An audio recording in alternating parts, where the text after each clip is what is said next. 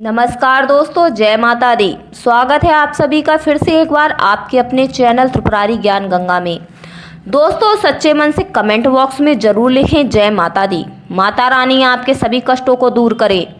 माता रानी की कृपा से आपकी झोली खुशियों से सदैव भरी रहे। दोस्तों, नवरात्र का महापर्व 9 देवी अर्थात 9 कन्याओं को समर्पित है। कन्या पूजन करने से हमारी समस्त पीड़ा दूर होती है, दुख दर्द दूर होते हैं, हर कष्ट दूर होते हैं, ग्रह कलेश हमारे जीवन से हमेशा के लिए दूर हो जाते हैं। यहाँ तक कि राहु दोष, मंगल दोष, पितृ दोष, काल सर्प दोष, मात्र कन्या पूजन से शनि से पीड़ित व्यक्ति को राहत मिलती है।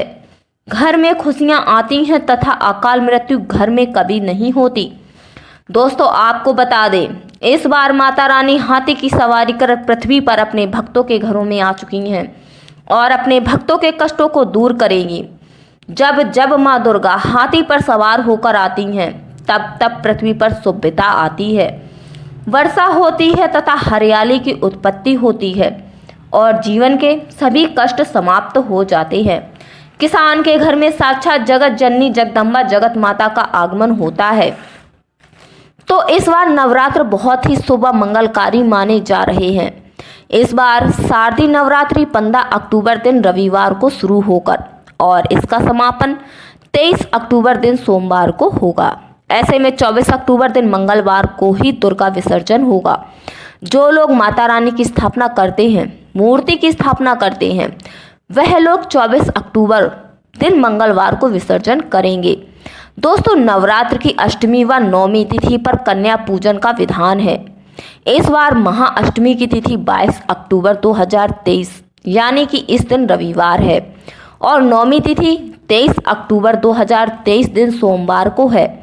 ऐसे में आप अष्टमी व नवमी को इन तिथियों पर कन्या पूजन अवश्य ही करें।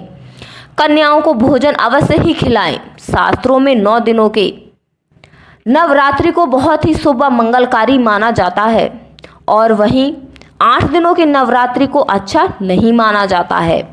ऐसे में 10 दिनों के नवरात्र बहुत ही शुभ माने गए हैं। शास्त्रों के अनुसार नवरात्रि के दिनों में माता रानी का पूजन करने से, कन्या पूजन करने से माँ अभय प्रदान करती हैं।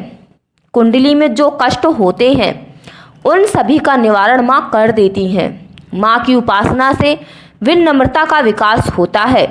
सभी कष्ट, दरिद्रता, दुख, कष्ट नष्ट हो जाते हैं। नवरात्रि में माता रानी का व्रत और पूजन किया जाता है, लेकिन नवरात्रि के दौरान सबसे ज़्यादा महत्व होता है कन्या पूजन का।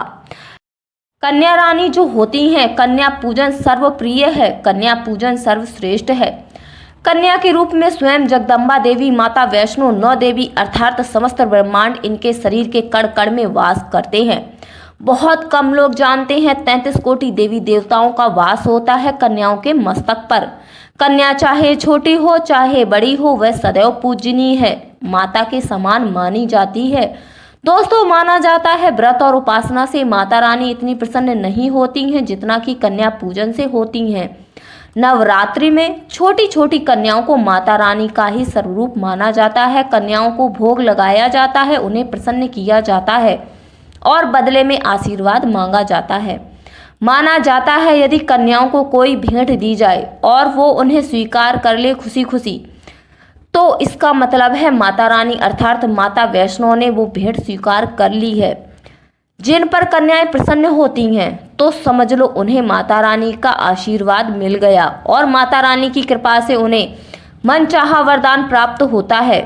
कन्या पूजन को साधारण पूजन नहीं होता है। समस्त ब्रह्मांड में जो पूजा होती है उनसे बढ़कर कन्या पूजन को माना जाता है।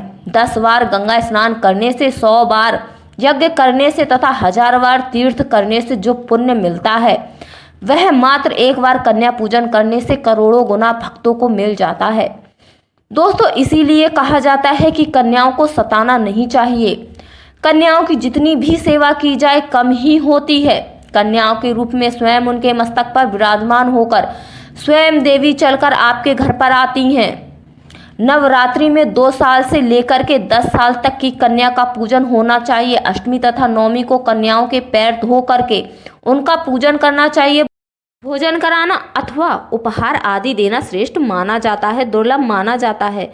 ऐसा अवसर कहीं आपके हाथ से निकल ना जाए तो ध्यान रखिए, इस दिन जितना ज़्यादा हो सके कन्याओं का हाथ पकड़कर, उनके पैर पकड़कर अपने घर पर लेकर आना चाहिए उन्हें। दोस्तों, कैसे करें कन्याओं का स्वागत? कन्या जब आपके घर पर आए तब सभी के पैरों को दूध व जल से सभी के पैरों को धुलना चाहिए।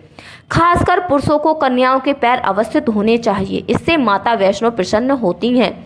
फिर उसके बाद कन्याओं को साफ स्वच्छ स्थान पर जमीन में स्वच्छ कपड़ा बिछाकर उन्हें बैठाना चाहिए। उनके माथे पर अक्षत, फूल और कुमकुम लगाना चाहिए।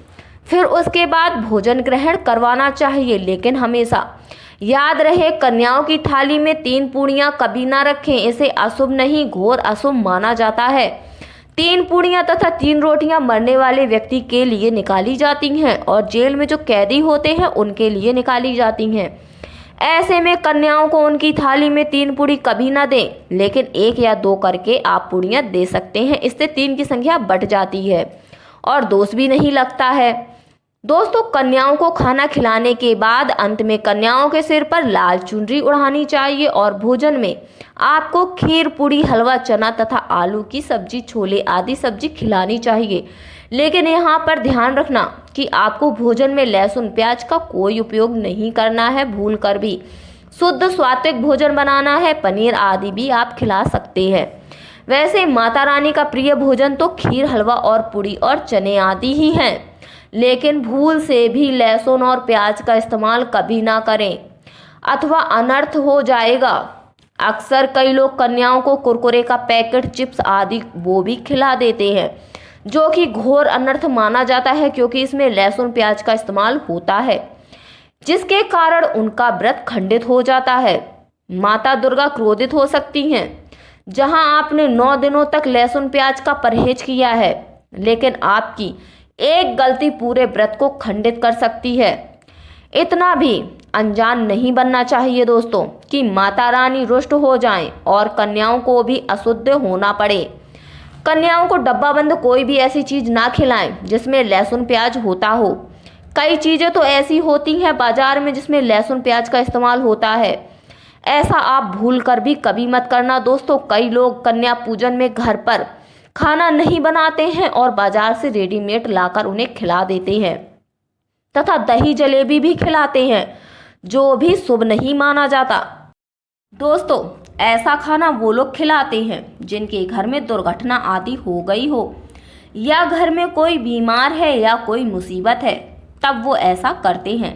लेकिन आप स्वस्थ हैं, आपको कोई पीड़ा नहीं है, तो ऐसा भूल कर भी नहीं करना चाहिए। माता रानी दही जलेबी नहीं बल्कि आपके हाथों का बना भोजन ही खाना चाहती हैं, आपका प्यार भाव चाहती हैं। फिर चाहे आप एक ही पूड़ी क्यों ना बनाएं माता रानी के लिए, आप स्वयं अपने ही हाथों से माता रानी के लिए भोजन बनाएं और उन्हें खिलाएं। देखिए, भले ही आप दही जलेबी खिला सकते हैं, परंतु माँ को घर का बना खाना, शुद्ध भोजन ही प्रिय है। खासकर नवरात्रों के दौरान पक्का खाना अवश्य बनाना चाहिए। माता रानी बहुत प्रसन्न होती हैं। घर का पक्का खाना ही कन्याओं को खिलाना चाहिए। हमेशा याद रखें, कन्याओं को प्लास्टिक के बने दोने में खाना नहीं खिलाना चाहिए। ऐसे बर्तन पूजा पाठ के लिए शुभ नहीं अशुभ होते हैं, क्योंकि प्लास्टिक के ज़्यादातर जो बर्तन होते हैं वो जानवरों की हड्डियों के द्वारा बनाए जाते हैं। इसलिए ऐसा पाप मत करना। कन्याओं को हमेशा स्टील के बर्तन या पत्तों के बने बर्तनों में ही भोजन कराना चाहिए, बहुत ही शुभ माना गया है। अगर पेड़ के पत्ते में भोजन कराते हैं तो माता अभय प्रदान करती हैं। दोस्तों, एक और बात हम आपको बताने वाले हैं कि यदि नवरात्र के समाप्त होने के बाद यदि बीच में कन्या पूजन में शुक्रवार का दिन पड़ जाए तो कन्याओं को कोई भी खट्टी चीज़ नहीं खिलानी चाहिए, क्योंकि शुक्रवार का दिन माता रानी माता संतोषी को समर्पित होता है और माता संतोषी नवरात्र के दिनों में सक्रिय अवस्था में होती हैं, यानी वो भी 9 देवियों के साथ में आपके घर में आती हैं। इसलिए कन्याओं को भूल कर भी शुक्रवार के दिन, अगर शुक्रवार का दिन पड़ जाए तो खट्टी चीज़ घर में नहीं बनानी चाहिए और कन्याओं को खट्टी चीज़ नहीं खिलानी चाहिए, घोर पाप लगेगा। आप का किया कराया सब बर्बाद हो सकता है। खट्टी चीजों से माता संतोषी रुष्ट हो सकती हैं, चिढ़ सकती हैं, श्राप दे सकती हैं। इसलिए नादान ना बने दोस्तों। भोजन कराने के बाद कन्याओं की थाली में एक लौंग जरूर रखनी चाहिए, क्योंकि लौंग देवी शक्ति तथा दुर्गा माँ को बहुत प्रिय है।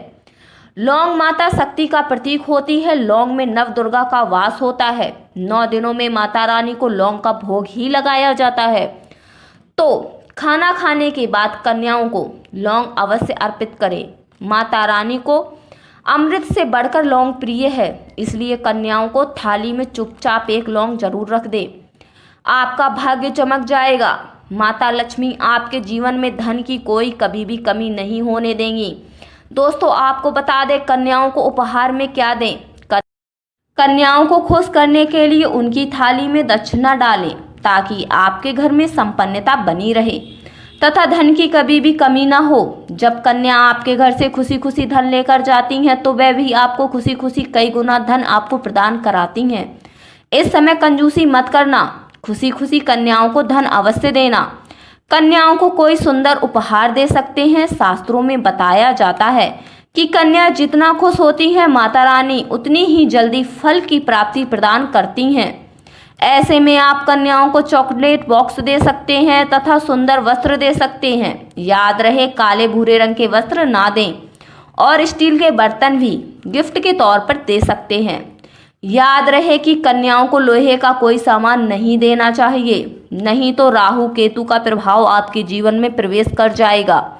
राहु काल तथा राहु दोष आपको लग जाएगा। आप बर्बाद कंगाल भी हो सकते हैं।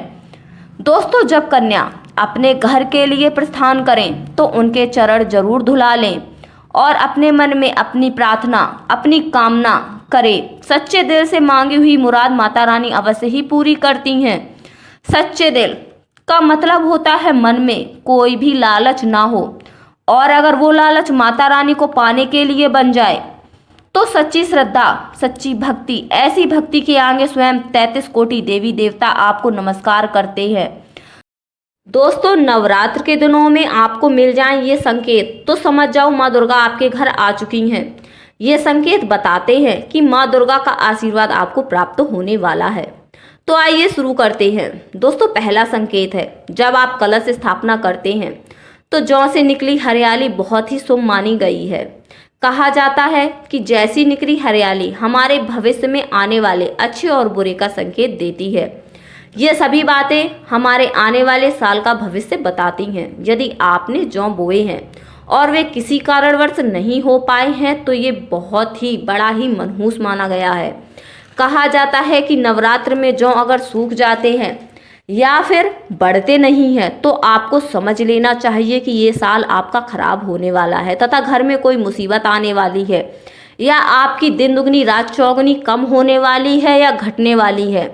दोस्तों ये धन हानि का संकेत माना गया है, क्योंकि आपने कोई ना कोई ऐसी गलती कर दी है जिसके कारण माता रानी आपसे रुष्ट हो गई हैं। इसलिए माता से आप क्षमा याचना अवश्य कर लें। माँ अपने भक्तों को अवश्य ही माफ करती हैं। एक माँ ही ऐसी होती है जो अपनी बच्चों की गलतियों को पल में माफ कर देती हैं, लेकिन ऐसा बेटा किस काम का जो माँ से माफ़ी भी ना मांग पाए। इसलिए माता रानी से अपनी गलती की माफ़ी अवश्य मांग लें। माता वैष्णो अपने भक्तों को कभी भी निराश नहीं करती हैं, बल्कि उन्हें धन्य धान और खुशियों से परिपूर्ण कर देती हैं। दोस्तों यदि जौ हरे भरे हो जाते हैं, तो ये शुभ संकेत होता है। इससे आने वाले समय में आपको बहुत ही ज़्यादा धन लाभ होगा। माना जाता है कि 1 रुपया का सिक्का या चांदी का सिक्का, कोई भी सिक्का हो, जौ के बीचों बीच अगर मिट्टी में दबा दिया जाए, तो घर में सुख समृद्धि आती है। माता लक्ष्मी दौड़ी दौड़ी आती हैं। जौ के अंदर 1 रुपये का सिक्का अवश्य रूप से डालना चाहिए। जौ को खाली नहीं रखना चाहिए, उसमें धन वगैरह अवश्य डालना चाहिए, जिससे माँ लक्ष्मी का आशीर्वाद सदैव आपके घर परिवार पर बना रहता है और जीवन में कोई कष्ट नहीं आता है। जौ भी खाली तो खुशियां ही खाली मिलेंगी। नंबर 2, यदि आपकी नींद नवरात्रों के दौरान सुबह 4 बजे के आसपास खुलती है, इसे बड़ा ही शुभ संकेत माना जाता है, क्योंकि यह समय ब्रह्म मुहूर्त कहलाता है। इस समय देवी दुर्गा अपने सच्चे भक्तों को ही जगाती हैं। इस समय उठना मतलब माता की कृपा प्राप्त करने के बराबर माना गया है। ये संकेत बताते हैं कि माता रानी की सच्ची भक्ति का प्रभाव अब आपके ऊपर हो चुका है और माता रानी आपको जल्द ही कोई खुशखबरी देने वाली हैं। माँ आपकी सच्ची भक्ति से बहुत प्रसन्न है। दोस्तों नंबर तीसरा, यदि नवरात्र में आपका मन प्रसन्न होने लगे, पूजा पाठ में आपका मन लगने लगे, पूजा करते समय आपका मन शांत हो, यह दर्शाता है कि आपको बहुत जल्द माँ की कृपा प्राप्त होने वाली है। माता दुर्गा आपकी भक्ति से बहुत खुश है। आपकी भक्ति माता रानी को आनंद दे रही है। ऐसे व्यक्ति को समझ जाना चाहिए कि जीवन में अब अच्छा समय आने वाला है। दोस्तों नंबर 4, नवरात्रों के दौरान अगर माँ की मूर्ति या गले से आपके पूजा करते समय फूल गिर जाए तथा जौ के हरे भरे पत्ते बिना हवा के हिल जाएं, तो इसे अति उत्तम माना गया है। यह संकेत बताता है कि माता रानी का आगमन आपके घर में स्थायी रूप से हो चुका है। आपको माता लक्ष्मी की कृपा प्राप्त होने वाली है। ये संकेत बहुत ही खास लोगों को ही मिलते हैं। माना जाता है कि पूजा करते समय धुआं अधिक बढ़ जाए तो इसे यह पता चलता है कि आपके घर में गरीबी, दरिद्रता हमेशा हमेशा के लिए जाने वाली है। पूजा करते समय धुएं का और अधिक होना बहुत ही शुभ मंगलकारी माना गया है। ये संकेत भविष्य में अच्छे परिणाम को दर्शाते हैं। दोस्तों नंबर 5, द्वार पर गाय का आना। वेदों में बताया जाता है कि नवरात्र के दौरान गाय माता का घर के द्वार पर आना बड़ा ही शुभ संकेत माना गया है। नवरात्रि पर द्वार पर गाय का आना अत्यंत शुभ है। यदि आपके द्वार पर गाय माता आती हैं तो गाय के माथे पर कुमकुम लगाना ना भूलें तथा गाय को रोटी जरूर खिलाएं। इससे माँ जगदम्बे, माँ वैष्णो अत्यंत प्रसन्न होती हैं और आपकी झोली खाली खुशियों से भर देती हैं। गाय का बार बार द्वार पर आना जीवन में आने वाले समय में अच्छे संकेतों की ओर इशारा करता है। नंबर 6, सपने में शेर का दिखाई देना।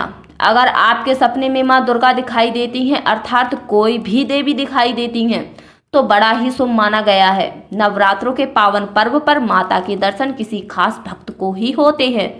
ये सपने किसी को कभी मत बताना। यदि माता की सवारी शेर रात्रि में सपने में बार बार दिखाई देता है तो माँ दुर्गा आपसे प्रसन्न है। ये संकेत बताते हैं कि आपकी कोई इच्छा, मनोकामना जल्द ही पूर्ण होगी, जल्द ही शत्रुओं का नाश हो जाएगा और माँ दुर्गा का वाहन शेर, इसलिए नवरात्रि में शेर का दिखाई देना अत्यंत शुभ संकेत होता है। दोस्तों नंबर 7, यदि कोई छोटी कन्या आपको सुबह सुबह लाल वस्त्र धारण किए हुए दिखाई देती है तो आपने साक्षात माँ जगदम्बा, माँ दुर्गा, माँ वैष्णो के दर्शन कर लिए। यदि नवरात्र में सबसे पहले आपके घर में कन्या का आगमन हो जाए तो समझो इस दुनिया की कोई भी शक्ति, ब्रह्मांड की कोई भी शक्ति आपको करोड़पति मालामाल होने से नहीं रोक सकती। आपके घर में, आपके जीवन में माता लक्ष्मी का आगमन होने वाला है। आप दिन दुगनी रात चौगुनी तरक्की करोगे। अब आप खुशियां मनाइए और मिठाइयां बांटिए। ऐसे में हो सके तो कन्याओं को खुश रखें, उनका आगमन दूध से चरण धुलाकर करें। दोस्तों माता रानी आपको संकेत दे रही हैं कि अब आपका बुरा समय समाप्त हो चुका है। अब जीवन में सुख समृद्धि के द्वार खुल जाएंगे। दोस्तों नंबर 8, घर पर उल्लू का आना। यदि माँ लक्ष्मी का वाहन उल्लू नवरात्र के दौरान आपके घर पर आकर बैठ जाए तो ये भी शुभ संकेत है। इसका अर्थ है कि माता लक्ष्मी का आपके घर में प्रवेश हो चुका है और आपकी आर्थिक स्थिति काफी बेहतर होगी। लेकिन याद रहे, उल्लू नवरात्र और दीपावली पर ही आना शुभ माना जाता है। दोस्तों नंबर 9, यदि ब्रह्म मुहूर्त के समय मतलब सुबह के 4 बजे के आसपास घंटियों की आवाज़ सुनाई दे जाए या शंख की आवाज़ सुनाई दे जाए या फिर भजन सुनाई दे जाए तो बड़ा ही शुभ संकेत माना जाता है। इससे यह पता चलता है कि माता रानी आपकी भक्ति से बहुत प्रसन्न है और आपके जीवन में सभी नकारात्मक शक्तियों का अंत होने वाला है तथा माता लक्ष्मी की कृपा आपको प्राप्त होने वाली है। दोस्तों नवरात्रि के दौरान काली चींटियों का दिखाई देना, लंबी लाइन बनाकर मुंह में खाना लेकर जाते हुए चींटियों का देखना बड़ा ही अच्छा संकेत माना गया है। यदि मंदिर में पूजा करते समय छिपकली आदि दिख जाए या मंदिर के स्थान की ओर छिपकली चली जाए तो बड़ा ही शुभ संकेत माना जाता है। इससे यह पता चलता है कि आपको माता लक्ष्मी की कृपा प्राप्त होने वाली है, माँ का आशीर्वाद आपको मिलने वाला है। नवरात्र के दौरान मंदिर में छिपकली का दिखाई देना बहुत ही शुभ संकेत माना जाता है। आपकी भक्ति का फल आपको शीघ्र ही मिलने वाला है, क्योंकि छिपकली को माता लक्ष्मी का प्रतीक माना गया है। किसी शुभ समय पर छिपकली का दिखना मंगलकारी माना जाता है। दोस्तों, आप सभी को हमारे वीडियो में ये जानकारी कैसी लगी हमें कमेंट बॉक्स में बताएं, और कमेंट बॉक्स में आप जय माता दी लिखना बिल्कुल ना भूलें। हमारे चैनल को सब्सक्राइब करें, वीडियो को लाइक करें, ज़्यादा से ज़्यादा शेयर करें। धन्यवाद।